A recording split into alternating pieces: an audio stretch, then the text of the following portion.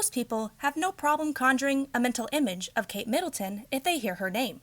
Indeed, she and her husband, Prince William, have royal duties that keep them in the public eye. What we don't know, though, is what the very private pair is like behind closed doors. But that all changed in 2020 after the Duchess's hairstylist, Richard Ward, gave a rare glimpse into her personality. Richard has made a name for himself in the UK and beyond thanks to his haircutting connection to the royal family. He and his team work with Kate, as well as the Countess of Wessex, Sophie Rhys-Jones. Richard also has a list of celebrity clientele who visit the A-list stylist salon in London's glitzy Chelsea neighborhood. But it's Richard's relationship with the Duchess of Cambridge that gets people curious. What's Kate like when she sits down in the chair for a haircut or style? Richard, who perfected her wedding day coif, has kept much of that to himself. But now, he's revealing what it's like to deal with Kate and her husband, too. Kate and William have kept much of their personal lives under wraps, but we do know some of the major plot points in their courtship, marriage, and royal life. They met in 2001 as first-year students at the University of St. Andrews, where they both lodged at St. Salvator's Hall residence. Sparks didn't really fly between them until the following year, though. Rumors claim that William paid around $240 to get a front row seat at an on-campus charity fashion show, and one of the ladies strutting the runway was Kate, who stomped down the catwalk in a sheer dress. The night of the catwalk may have been when sparks started to fly, but neither Kate nor William have confirmed the suspicions. In fact, in 2002, Hello magazine even reported that the future king was moving off campus and into an apartment with 3 co-ed friends. The publication even described one of the roommates as a pretty 20-year-old brunette, but it didn't realize that she was actually the prince's future wife. It took 2 more years for the press to catch on to Prince William's collegiate romance. At that time, he and Kate headed out for a ski trip in Switzerland, and the paparazzi captured the couple on film together. So when it came time for them to graduate from St. Andrews in 2005, the world knew that Kate had stolen the royal's heart. Neither William nor Kate spoke out about the seriousness of their relationship, but the press began to speculate that they were more than just college sweethearts. That's because the two went to Laura Parker Bowles' wedding together in 2006. The bride's mother, Camilla, is Prince Charles's second wife, so attending the event as a couple was seen as a big deal for them. As their relationship got more serious, though, Kate and William had the press to contend with, and the private pair hated that the paparazzi followed them constantly. It got so bad that the future Duchess had lawyers issue a warning to photographers in January 2007 that they would pursue legal action if their nonstop pursuit continued. But Kate's legal threats fell on deaf ears. Instead, photographers captured pictures of her grabbing a coffee on her way to work, and the Daily Mirror published them. This pushed the St. Andrews graduate to file with the Press Complaints Commission, and the tabloid apologized for its decision to use the photos. Clearly, though, the nonstop press attention had riled Kate up. Media pressure was believed to have been one of the reasons why Kate and William pulled the plug on the relationship in 2007. Since then, the Duchess has noted the importance of their brief split. She told Sky News in 2010, "I think I, at the time, wasn't very happy about it, but actually it made me a stronger person." Kate continued, "You find out things about yourself that maybe you hadn't realized, or I think you can get quite consumed by a relationship when you're younger. I really value that time for me, as well, although I didn't think it at the time, looking back on it. Of course, as we know now, a reconciliation was on the horizon." The reconciliation rumors started when Kate went to a July 2007 tribute concert in honor of Princess Diana, and she sat a couple of rows behind her ex-boyfriend William. The prince didn't say much about his college sweetheart's appearance at the show. According to Hello, he only said, "I've got lots of friends coming. Everyone's going to be there on the night, and it's going to be a very good night." Even though they tried to keep their rekindled romance under wraps, rumors swirled about Kate and William after the concert. Someone even claimed that the future king had given his college girlfriend a key to Clarence House, his official royal residence. Then, the pair jetted off to the Seychelles and booked out an entire resort to maintain their privacy. Kate and William reportedly checked into the hotel under faux names, Martin and Rosemary. According to Hello magazine, a Seychelles-based source said at the time of their trip, they thought it would be fun to use joke names. They are enjoying pretending to be an ordinary young couple in love on a romantic holiday. To safeguard William and Kate's privacy even more, the son of the Seychelles president even stepped in. He created an exclusion zone around the island on which the pair stayed, keeping outsiders away. As such, people wondered if this might be it. Perhaps the couple would come back engaged or even married. But it would be some time longer before we'd be hearing wedding bells. First, Kate and William hit the slopes in Switzerland again, this time with a so-called royal protection officer for the prince's girlfriend. According to the lifestyle publication, A source said, "It speaks volumes about the seriousness of the relationship she has with the royal family. They are very much together." The pair finally solidified their relationship with a ring in October 2010.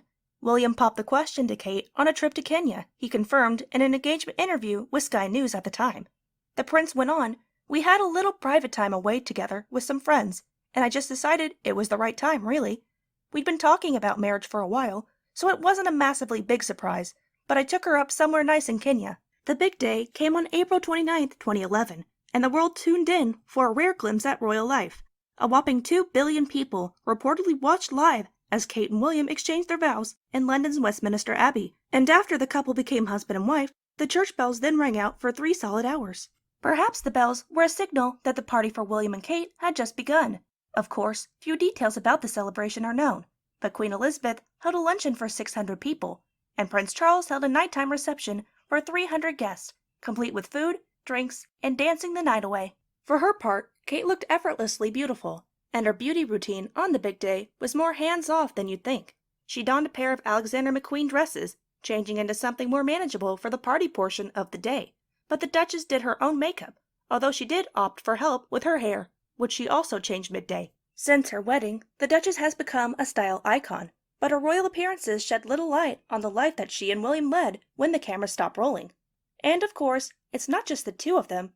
As of 2020, the couple have 3 children. George came first, and his parents stepped out for photos on his birthday in July 2013. Next came Princess Charlotte, who joined the Cambridge clan in May 2015. Interestingly, she became the first royal baby to earn the princess title in a quarter-century, and she remained fourth in line to the throne even after the birth of her brother Prince Louis in April 2018. A law passed 5 years prior, the Succession to the Crown Act, changed the age-old custom that baby boys hopped ahead of their sisters in the queue to become king or queen. In April 2020, William and Kate took to their official Instagram page to commemorate their 9th wedding anniversary with a photo of them on their wedding day. The post garnered love and support from their family members and fans alike. For instance, Princess Eugenie, William's first cousin, commented with a heart eye emoji. And fans chimed in to comment on the wedding Instagram picture too. One excitedly wrote, "That's our future king and queen." Another said that she was also celebrating on April 29th, commenting, "Congratulations to this beautiful couple. Best wishes for many more healthy and happy years to come. My husband and I share our wedding anniversary with you. For us, this was 31 years. Another voice who chimed in on Kate and William's anniversary was Richard Ward. The well-known hairdresser has long looked after the Duchess's hair. Perhaps most notably, he served as the Duchess's stylist on her wedding day, helping her transition her hair from a half-up, half-down sheen-on to an inviolable blowout later in the day. Richard's April 2020 interview with People wasn't the first time he had spoken out about working with the Duchess of Cambridge. In the past, though, his disclosures have been more style-centric than anything else. In March 2018, for example, Richard spoke to the Evening Standard about how he'd managed to get the future queen's hair so bouncy and shiny. Richard explained that the Duchess's signature style is all about bounce and lashings of gloss, with lots of volume and movement through the ends. To mimic it at home, he said that having hair that's in good condition thanks to regular trims, as well as decent hairdryer with a nozzle and real bristle round brush, are essential to making it look fabulous. Still, this People interview and many of Richard's other press pieces focused more on hairstyling than the Duchess herself. But in 2020, the celeb stylist divulged some details about what she's like behind the scenes, and she's quite different to what her public persona might suggest. First, though, he spoke about Kate's wedding day. As the Duchess's hairstylist, Richard spent the morning of April 29, 2011 with her. But even that time together did little to prepare him for seeing her arrive at Westminster Abbey. He said, "When Kate got out of the car and I saw her properly in the dress, the whole thing, I couldn't even speak. She looked so unbelievable."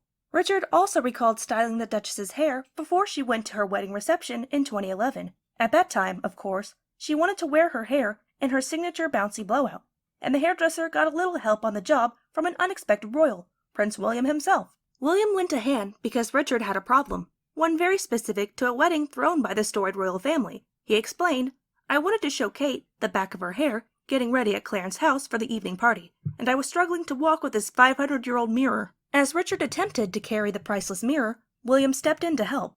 The hairdresser recalled to People, he just said, "Let me give you a hand." And I said, No, honestly." But he took one end, and I've got the other, and we're shuffling along with this mirror. He's great, he really is. Richard got to know both Kate and William in the lead-up to the wedding, and he told People how grounded the royals really are. He said, "The first time I went round to their house, It was actually William who made me a cup of tea. That was very nice." And the hairdresser had only nice things to say about Kate, too. Perhaps surprisingly to those who see her polite, poised side, he revealed that the Duchess has a wicked sense of humor. He went on to say, "It's quite dry. There's no airs and graces. You can have a good joke with her." Since Richard's interview, the public has had a closer look at Kate's humble nature. In May 2020, Vogue lauded the Duchess's down-to-earth glamour as she maintained her royal duties remotely. She logged onto one web chat wearing a cozy cardigan with her hair casually pulled back, an undoubtedly relatable style for others on the call. Kate and William later recorded a message for the UK's Mental Health Awareness Week, which kicked off on May 18, 2020. Their address broadcasted across the country's radio stations at the same time, and it told listeners that they had support available to them if they felt alone. Both the Duke and Duchess delivered important messages during the radio broadcast. William said, "We're all connected, and sometimes just talking about how you're feeling can make a big difference. So right now, let's join together across the UK and reach out to someone." Kate added, "If you're struggling, it's important to talk about it. Or if someone you know is acting differently, it's okay to ask how they are. Use this moment to send a message." Royal expert Katie Nicholl had lauded this and other recent efforts by the Duke and Duchess of Cambridge. She told ET in May 2020 that the pair have been stepping up to the plate. Plus, Nicholl said, "We're seeing them letting their guard down." The couple not only made themselves more visible, but had recently shared lots of videos and photos of their kids too. Nicholl said this boded well for the future of the UK and its relationship with William and Kate, who'd one day be king and queen. She concluded, "It's uplifting for Britain, particularly for royalists, to see what the future of the royal family is going to look like. The royal family has gone to great lengths not to be seen to be aloof or distant or unrelatable. And that's precisely the type of person the Duchess is, according to her longtime hairstylist."